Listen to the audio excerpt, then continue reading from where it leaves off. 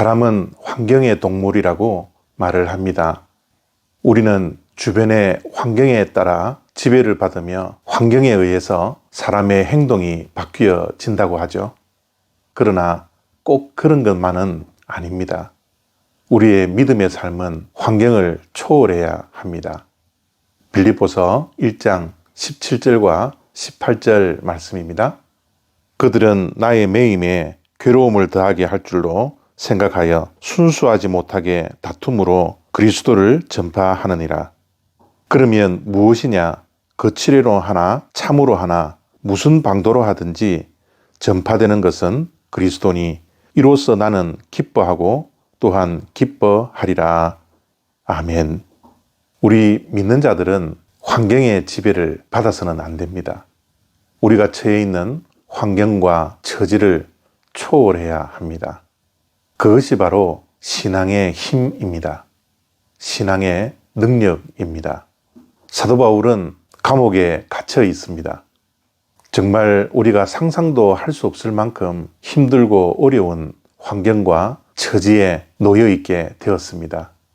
그러나 사도 바울에게는 감옥이라는 환경이 그를 지배했던 것이 아니라 여전히 감옥에 갇혀 있는 환경이지만 믿음이 그를 지배하고 있었습니다. 그는 감옥에서도 기뻐합니다. 주체할 수 없는 기쁨이 그에게 있었기 때문에 나는 기뻐하고 또한 기뻐하노라 라고 고백을 합니다. 감옥에 갇혀 있는 환경 속에서도 얼마나 기쁨을 주체할 수 없었나 그러면 기뻐하고 또 기뻐하고 또 기뻐하고 또한 기뻐한다고 말을 할 수 있겠습니까? 그렇죠. 우리가 너무나 잘 알고 있는 데살로니가 5장 16절에 항상 기뻐하라, 쉬지 말고 기도하라, 범사에 감사하라고 사도 바울은 말씀하셨습니다. 항상 쉬지 말고 범사라는 말은 환경과 처지의 지배를 받지 않는다라는 거죠. 우리 믿는 자들에게는 기쁨이라는 것, 기도라는 것, 감사라는 것은 환경의 지배를 받을 수 없다라는 것입니다. 환경의 지배를 받지 않고 기뻐하고 기도하고 감사하는 것이 예수 그리스도 안에서 우리를 향하신 하나님의 뜻이라고 사도 바울은 분명히 말씀해 주셨습니다. 어떻게 그렇게 할 수가 있죠? 사도 바울은 환경에 사로잡힌 자가 아니라 예수 그리스도 복음에 사로잡혔기 때문에 그렇습니다. 감옥에 갇혀 있어도 예수 그리스도가 그를 다스렸지 감옥이라는 환경이 그를 다스릴 수가 없었습니다. 사도 바울의 주인은 예수 그리스도이지 감옥이라는 환경과 처지가 아니었습니다. 그래서 사도 바울은 오늘 본문 마지막 말씀 속에 나는 죽는 것도 유익함이다 라고 말씀을 합니다. 왜냐하면 사도 바울이 사는 것은 그리스도니 내가 살아도 유익이고 죽어도 유익이다 라고 말씀을 하고 있죠.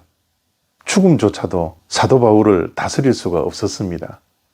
오직 내 안에 살아계신 예수 그리스도만이 사도 바울의 주인이고 그 주인이 사도 바울을 다스리는 것입니다.